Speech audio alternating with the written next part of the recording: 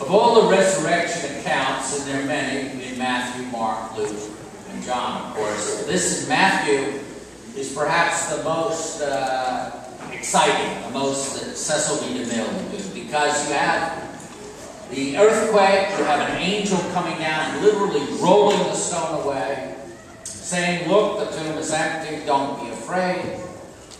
You have the guards set by the chief priests fainting because of the fear, and you have the commission, go to Galilee and I will meet you there. The others, John, Luke, and Mark, have different stories, none quite as dramatic.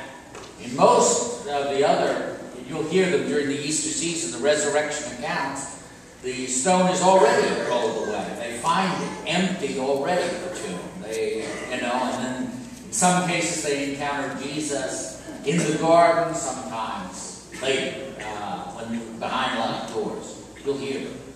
But of all of the resurrection accounts, besides the differences that are there in the way that each one tells it, there are several common themes. One is exactly what both the angel and Jesus say. First thing they say is, do not be afraid. It is perhaps obvious that they would be afraid. Broken, having just experienced a torturous crucifixion, that they would be traumatized. I remember the day my uncle called and said, your mother's dying, come. Didn't know she was sick. It's stunning. It shocks you. And this certainly, having not just known about it, but witnessed or run away from it at any rate. So you can imagine that they might be terrified. Human. But beyond that, they're constantly inviting us to trust that He will take away our fear.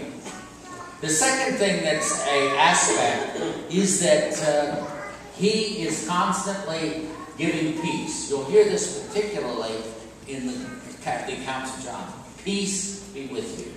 Peace be with you. Not only does it take away fear, but it gives a peace beyond what this world can give. And thirdly, there's always a commission.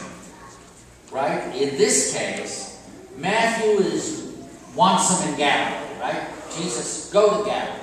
You know, the angel says it. Jesus says it. I'll meet you there.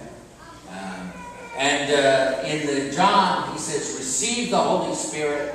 Whose sins you forgive, they're forgiven. Whose sins you retain, are retained. Go and proclaim the gospel. There's always, it seems too soon in a way, when you think about it, that you would be already traumatized and now need permission. That's, if you listen carefully to the first reading from Acts, that's the way Peter describes that after they experience the Lord, with that, congruent with the experience of the risen Christ, is an invitation then to spread the word. The instruction that I gave to the parents after they said, what do I ask of God's church? They said backwards. I said, are you willing to teach them to love God with their heart, their mind, their strength, their neighbor as yourself? Any of you who are parents know that's easier said than done, right? It requires of us sacrificial love ourselves to be able to model that for these little boy and these two little girls, or for anyone. But these three aspects are not simply for the parents and godparents, but they're for all of us. After they renounce sin and profess their faith, we will have a chance after the baptism to do the same.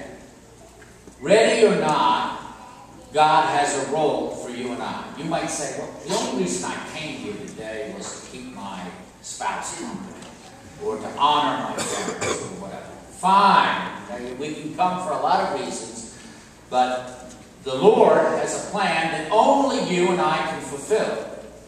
Yes, we can be afraid. Look, I have to go back to school tomorrow. I have to go back to work tomorrow, etc. I have to join my friends and family I don't like for brunch or whatever. Nevertheless, don't kid yourself that God He intends to commission us. You know, the resurrection was never simply about the empty tomb, and it was never simply about that Jesus has risen from the dead. It was that Jesus has risen from the dead, and now you and I are to proclaim the peace without fear. You and I are to teach to love, to be the example of God's reconciliation and peace. After all, who's going to do it if you don't in your family? Right? Who's going to do it if you don't in your office? Who's going to do it if you don't? You know? If you read to the end of the Gospel of Matthew, the end of this chapter, the very end, after this account that I read to you, Jesus says, in the Gospel of Matthew ends in this way. He meets the 11 disciples. Judas has committed suicide, as you remember. And he says, full authority, Jesus, has been given to me both in heaven and on earth. Go therefore and make disciples of all nations, baptizing them in the name of the Father and the Son and the Holy Spirit, teaching them to carry out everything I have commanded you. And then the last line. Do you remember what the last line is? I said it. Somebody's got to know it. Who knows it? Last line of the Gospel. Lo, I am with you always to the end of the world. We don't go alone. You don't go back to your office alone. That's the point of the resurrection. You don't go with unprepared. You don't go back to school unable. The reality of the risen Christ is that we go with Him. And if we don't go, it doesn't happen. Ready or not, it's you and I, you know, to proclaim the gospel, to live it, to be the reconciliation of Christ, to be the love of God in a loveless environment, to be able to give to those excluded and left on the fringes. So, no fear. Peace. The peace that only God can give. And a commissioning to go to the ends of the world. The parents are going to do it right now. And many of you have done it. But it's for all of us. For me and you. And what's the last line? You didn't remember? And remember, I am with you always until the end of the world. You can take that to the bank. Parents and godparents, if you would stand.